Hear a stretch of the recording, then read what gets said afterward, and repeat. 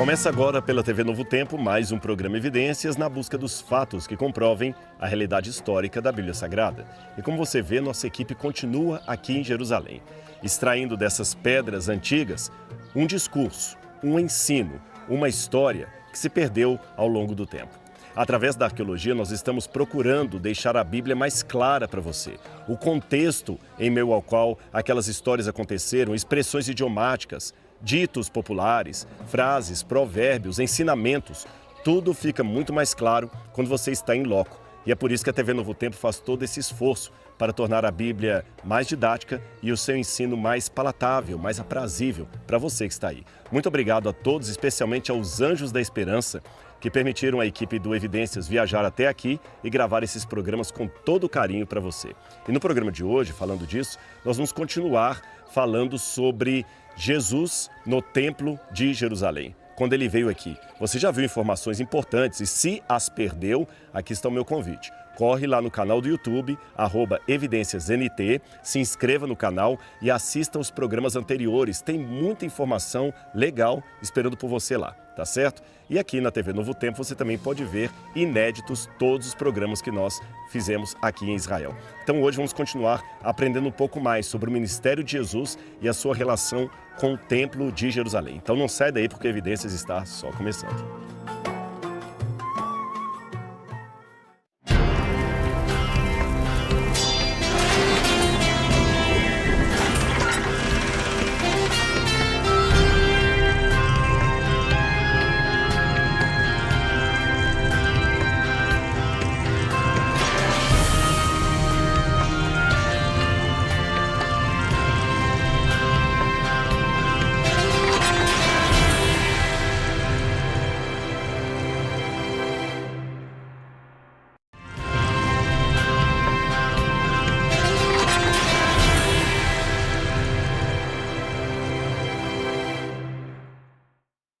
De volta com o programa Evidências e antes de começar a estudar a relação de Jesus com o templo, eu quero dar um presente para você, você que está aí ligadinho na Novo Tempo.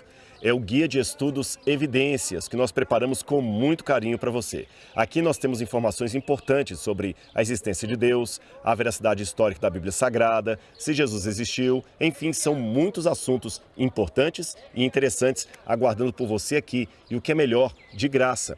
Para conseguir um exemplar deste, basta ligar para a gente, 0 Operadora 12 21 27 3121, você pode ligar no horário comercial ou mandar uma mensagem para o WhatsApp que aparece aí na sua tela. Você também pode, se preferir, acionar o QR Code que está aí ou entrar no site biblia.com.br.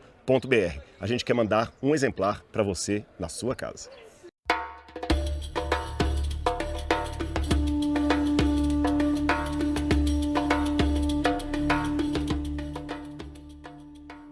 No último episódio do Evidências, eu mostrei para você alguns dos tanques de purificação que ficam aqui na área do templo.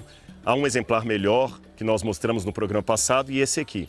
Estes tanques de purificação, chamados em hebraico de mikvaot, eram onde os judeus desciam para fazer os seus banhos de purificação. Eu expliquei para você também que depois do período do cativeiro da Babilônia, havia um temor coletivo entre os religiosos judeus de que a lei fosse novamente quebrada, o pacto fosse rompido e eles voltassem a ser castigados por Deus, que traria novamente os babilônios. Então a lei, que até então servia de muro para proteger o povo, agora tornou-se um objeto a ser protegido. Todos os mandamentos receberam emendas e regras adicionais para evitar que aquele mandamento fosse quebrado. Eu dei vários exemplos no programa passado e posso dar mais alguns para você hoje.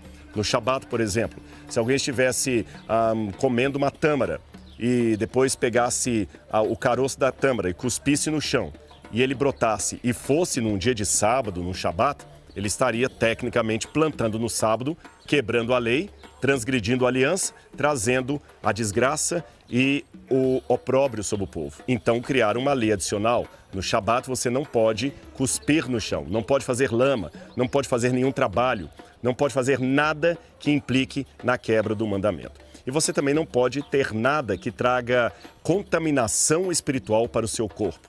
Então, por isso que eles tinham a prática de mergulhar em tanques de purificação. A tevila, que é o nome que se dá em hebraico para esse tipo de mergulho, Algumas pessoas que tinham mais condição financeira tinham um tanque desse, um mikveh, em sua própria casa, para ele e sua família. A bem da verdade, até hoje, os judeus mais religiosos da linha racídica ainda praticam o banho de purificação em sua casa. Mulheres, por exemplo, depois do período menstrual, homens também depois de um dia de trabalho. Mas na época do Segundo Templo, isto ainda era mais forte. Agora nós vamos entender um pouco algumas perguntas que eu deixei em aberto no programa passado e eu queria convidar o professor Eyal para que possa vir aqui e nos ajudar a entender um pouquinho todo esse rito. Professor, explique para a gente um pouco qual o sentido judaico dos banhos de purificação nesses tanques chamados mikvaot. A ideia de tomar banho ou entrar num banho ritual no judaísmo remonta ao período osmoneu apenas por volta do ano 100 a.C. Não há banhos rituais, não há mikveh antes disso. É bastante surpreendente pensar nisso, porque hoje em dia todos os judeus sabem o que é um mikveh. Está em todo o mundo judeu. Tem sido assim nos últimos 2100 anos, mas não antes. No primeiro período do templo, na Torá, não vemos qualquer menção ao mikveh, fora das instalações destinadas aos banhos rituais. O que encontramos é menção à necessidade de se lavar com água. Assim, na Bíblia, é nos lavarmos, mas não sabemos exatamente como. Porém, no período do Segundo Templo, de repente temos o mikveh. Agora, o propósito da mistura com a arte é muito único. No judaísmo, há várias funções no mikveh. Primeiro, vai-se para o mikveh, quando alguém se torna judeu. Então, entrar no mikveh e sair faz parte da conversão ao judaísmo. Se você é um gentil, assim se torna judeu. Isso faz parte do processo. Outra função é a purificação. Este é o sentido generalizado da palavra. É o que as pessoas faziam sempre que vinham a Jerusalém e ao templo, para a purificação. E nos evangelhos, ouvimos falar de mikveh para outro fim, expiação dos pecados. Então a questão é, como funciona? Porque isto irá refletir sobre o princípio do cristianismo. Agora uma pergunta, havia mulheres e homens nesse período. Eles mergulhavam juntos, separados, ou esta era uma regra só para homens, como a circuncisão, e não atingia as mulheres? Como era esse procedimento na questão do gênero? Bem, a modéstia do judaísmo é muito importante, tal como no cristianismo e no islamismo. Portanto, não há maneira de homens e mulheres irem para as mesmas instalações ao mesmo tempo. Por isso, sim, eles iam em momentos diferentes. Mas a separação que vemos em alguns dos mikvehs são daqueles que descem ao mikveh, ainda impuros, e aqueles que saem do mikveh no caminho para se tornarem puros. E eles não desejam tocar uns aos outros, mas definitivamente homens e mulheres não tomavam banho no mesmo lugar ao mesmo tempo. Agora, no que diz a respeito ao lugar que vemos hoje, parece um pouco estranho, porque percebemos que a nossa volta é muito exposto. Seria possível descer até lá sem roupas? Todos poderiam ver. Obviamente, não é esse o caso, porque o que vemos aqui são apenas os alicerces do mikveh. Imagina aqui agora que temos uma parede. Não é bem uma parede, mas um arco de pedra no topo e na entrada. Eram provavelmente portas. Portanto, ninguém fica exposto. Você sai, enxuga o corpo, veste suas roupas e sai com humildade, assim como entrou. Agora eu quero pegar um detalhe que Eyal mencionou lá no começo, porque você disse a respeito do cristianismo, ao fazer referência ao Novo Testamento, que ali também você tem um mergulho por propiciação, tá certo? Esta palavra é importante, propiciação, hilasterion, em grego, significa quando você é de fato justificado, redimido, perdoado perante Deus. E aí é curioso, porque quando ele fez menção disso, automaticamente eu me lembrei do ministério de João Batista. João Batista começou o seu ministério no deserto da Judéia, no Rio Jordão, e de acordo com o Evangelho, ele realizava ali batismos E a nota do evangelista é muito clara, porque ali havia muitas águas.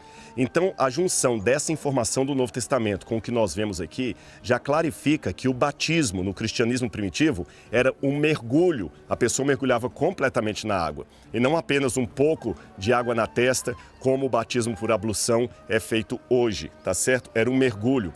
Aliás, é curioso que a palavra tevila, em hebraico, foi traduzida para o grego como baptismos, que significa mergulho. Quando, por exemplo, os tintureiros estavam preparando um pano para ser tingido, eles mergulhavam completamente o pano na tinta, completamente, e esse processo era chamado em grego de baptismos. Então, como você vê, o batismo que João Batista realizou era apenas uma sequência do batismo judeu, do mergulho judeu. A diferença é que João Batista deu um novo significado. Esse agora é o batismo para a remissão dos pecados de vocês. Nisto era interessante porque, de acordo com a prática judaica da época, a pessoa que mergulhava no tanque de purificação, assim o fazia para demonstrar aos demais que ela era pura, que ela era religiosa. Ao passo que, no novo significado de João Batista, a pessoa mergulhava na água para demonstrar que ela era pecadora em necessidade de salvação. A segunda diferença é que, enquanto aqui a pessoa mergulhava sozinha, no caso de João Batista, era alguém que mergulhava essa pessoa. Por isso que o seu apelido acabou sendo João Batista, ou João o Mergulhador, aquele que descia a pessoa nas águas vivas do Rio Jordão. Isso é incrível.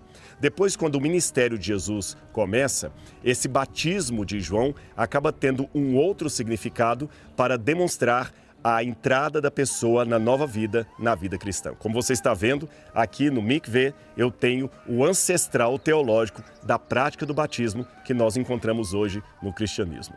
Agora, Eyal, você quando estava explicando um pouquinho antes da minha intervenção aqui, você também mencionou algo como batismo sendo um rito de entrada para o judaísmo. Explica um pouco melhor isso, porque no cristianismo também o batismo vai se tornar um rito de entrada para a vida cristã. Faça uma relação para a gente. Claro, com certeza. Ouvi o que você disse sobre João Batista e concordo plenamente. Mas você apontou agora para outra coisa que se encontra em uma adição teológica, o que é realmente fascinante. No judaísmo, se um gentil quiser se tornar judeu, parte do processo é através do batismo.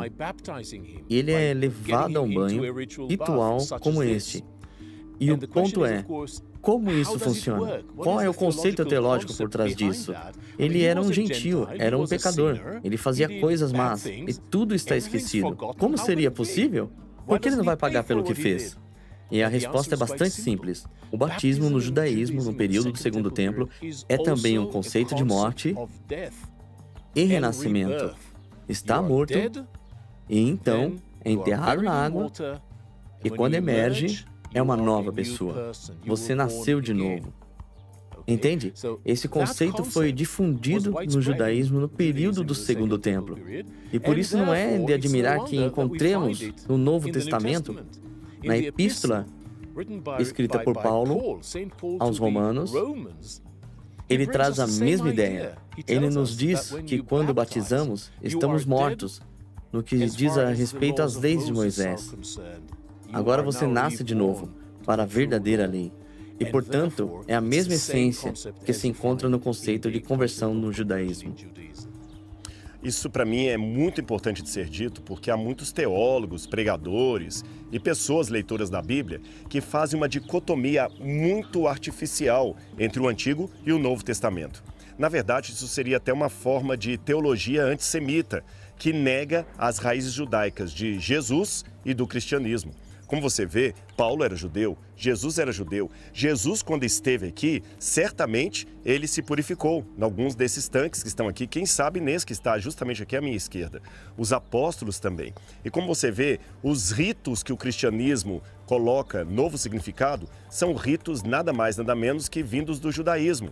O que é a Santa Ceia, senão a sequência da Pêssar, da Páscoa? O que é o batismo, senão a sequência dos ritos de purificação do judaísmo? Então, entender as raízes históricas judaicas do cristianismo me ajuda a entender até melhor o conceito, o evangelho que está por detrás de todo esse propósito, de todo esse querigma, de toda essa pregação. É impossível entender o Novo Testamento abdicando-se do conhecimento do judaísmo da época. Mesmo que em alguns momentos houve uma ruptura, essa ruptura também tem que ser entendida para que compreendamos de maneira significativa qual o sentido da teologia do Novo Testamento. Agora, Eyal, vamos conhecer as portas de Hulda, porque é um lugar que eu gosto muito aqui no templo e eu quero levar o pessoal que está em casa para conhecer conosco.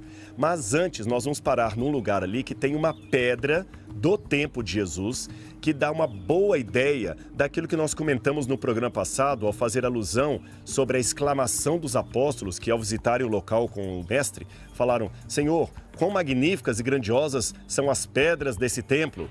Aí Jesus falou: em verdade, afirmo que aqui não ficará pedra sobre pedra que não seja derrubada. Você vai ver que tamanho enorme de pedra, apenas para dar uma ideia de como era a estrutura desse templo. Tá bem? Então, vamos lá? Vamos.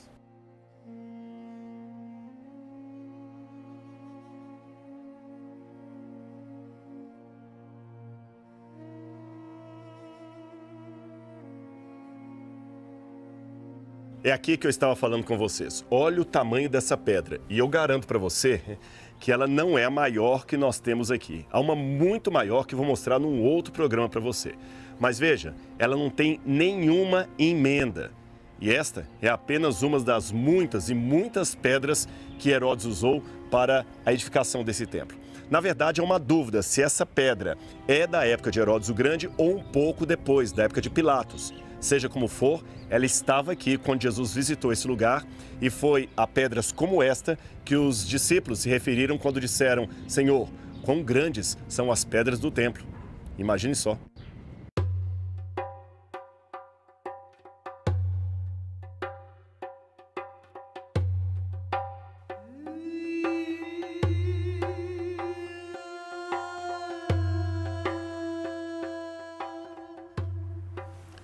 Se você me perguntar qual é o meu lugar preferido em Jerusalém, eu não preciso de 2 segundos para responder que é aqui. Porque essas escadarias são o acesso original do templo da época de Jesus. Quando eu venho com grupos aqui a Israel, eu sempre gosto de fazer uma brincadeira para que eles possam entender as coisas que vão ver aqui. Porque as pessoas, antes de vir para Israel, especialmente Jerusalém, elas têm uma ideia às vezes romântica. Ah, eu verei a Via Dolorosa, onde Cristo passou com a cruz do Calvário. Ah, eu verei onde Jesus sentou, verei o Calvário. E elas se decepcionam no começo da viagem, porque muitos dos lugares que elas esperavam ver, do ponto de vista arqueológico, eu digo, não sei onde eram. Há também o problema do mito. Durante muitos e muitos séculos, vários lugares foram, de maneira lendária e mitológica, sendo apontados como o lugar da cruz, o lugar do nascimento de Jesus, mas nós não temos informação disso, a não ser, no máximo, uma tradição bizantina. Então, a brincadeira ou a legenda que eu crio para o grupo é o seguinte: quando eu digo para vocês que isso aqui é uma tradição, é apenas uma forma educada de dizer que é mentira, que não tem procedência histórica ou arqueológica. Quando eu digo que é possibilidade, é como se eu dissesse, Jesus esteve por aqui, mas eu não sei se foi 500 metros para baixo, 200 metros para cima ou 800 metros para o outro lado. Mas ele esteve por aqui, é uma possibilidade. Agora, quando eu faço um X, é como se fosse o X da marca do tesouro. É que a chance arqueológica é mais de 90% de certeza de ter sido aquele lugar. E aqui eu tenho um X. Porque essa escadaria, essas pedras sobre as quais eu estou sentando, degrau a degrau, estavam aqui durante o segundo templo. Essas pedras estavam aqui recebendo os peregrinos que, como José e Maria, vieram aqui para a purificação e para apresentar a oferta pelo nascimento do menino Jesus. Foi aqui que Maria subiu com o menino Jesus no colo e encontrou Simão e Ana, que profetizaram a respeito do futuro daquela criança. Simão, por exemplo, ao pegar o menino no colo, mencionou: agora eu posso descansar em paz. Em outras palavras, morrer, porque os meus olhos contemplaram a redenção, a salvação de Israel. E esse lugar também me inspira a conhecer o ambiente ao qual Jesus foi colocado, o ambiente ao qual ele correspondeu como ser humano que esteve aqui no mundo. Aqui, por exemplo, você vê que cada detalhe era traçado, desenhado, feito para propiciar a reverência. Por exemplo, se você observar bem, eu falei que aqui é uma escadaria, os degraus em que eu estou têm tamanhos diferentes. Veja a largura desse degrau, agora veja a largura do degrau de baixo. O de cima também é largo, o outro já é curto. Por que fariam degraus em larguras diferentes? Uns curtos, outros largos? Simples. Porque, sendo assim a escadaria que dava acesso ao templo, ninguém poderia subir ou descer correndo por esse lugar. Tinha que tomar cuidado, senão você iria cair. Isto obrigava o peregrino, o adorador, a entrar no templo olhando para baixo, de maneira reverente, compenetrado, porque está entrando diante da presença de Deus. Que diferença para os tempos em que vivemos, em que as pessoas ficam tão à vontade na igreja, que às vezes geram até dúvidas se estão realmente fazendo um culto de adoração na casa do Senhor ou estão num clube ou, quem sabe, numa boate. É uma reflexão dura, mas necessária. Agora, foi também nesse lugar aqui que Jesus deu muitos ensinamentos. O Evangelho de João diz que certa feita Jesus estava no templo, talvez aqui ou quem sabe na esplanada lá dentro, nós não sabemos, aqui eu caio no campo da possibilidade, e trouxeram a Jesus uma mulher apanhada em flagrante adultério. E disseram a Jesus, bom, essa mulher foi apanhada adulterando e segundo a lei ela deveria ser apedrejada, o que o Senhor diz? E Jesus não falou nada. Apenas se inclinou e começou a escrever com o dedo no chão. Aqueles homens indignados, com a aparente frieza de Jesus, insistiam e perguntavam, Senhor, o Senhor não vai responder? E ele disse, aquele que não tiver pecado, que atire a primeira pedra. Tudo isso aconteceu aqui. E é por isso que eu quero pedir a Eilal para nos dar um conceito maior, além das coisas que eu mencionei para você, sobre como era a adoração aqui nesse templo.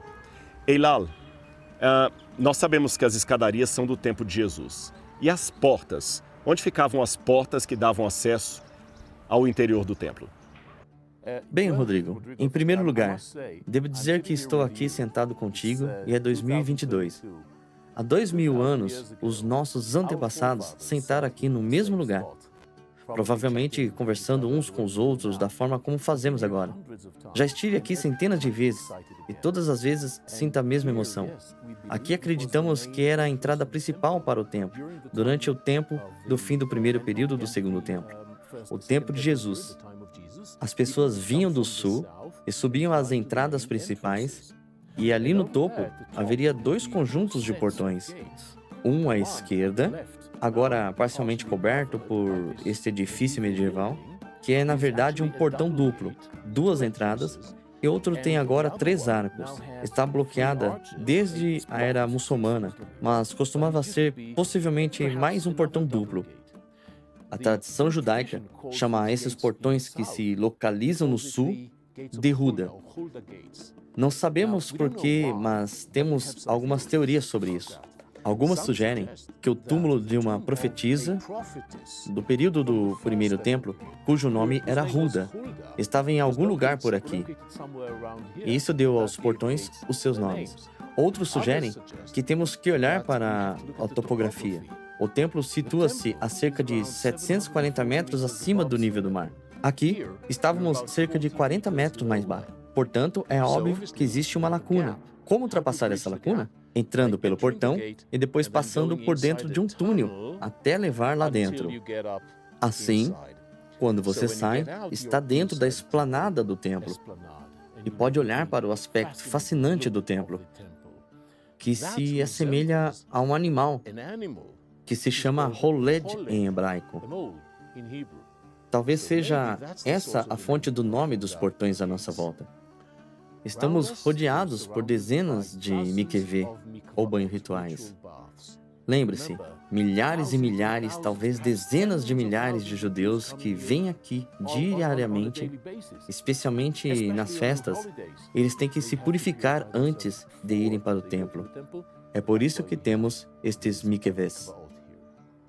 Então, pelo que ele falou, como você pode ver ou quem sabe deduzir, de acordo com o livro de Atos dos Apóstolos, aqui havia uma multidão de adoradores que ouviu a pregação de Pedro, aceitou o apelo para a conversão e foram batizados naquele dia milhares de pessoas aceitando Jesus como Messias. E muita gente me pergunta, Rodrigo, onde os apóstolos arrumaram água para batizar tantas pessoas no dia ali do Pentecostes? Ora, os tanques de purificação estão aqui para dar esta resposta. Fascinante, não é mesmo?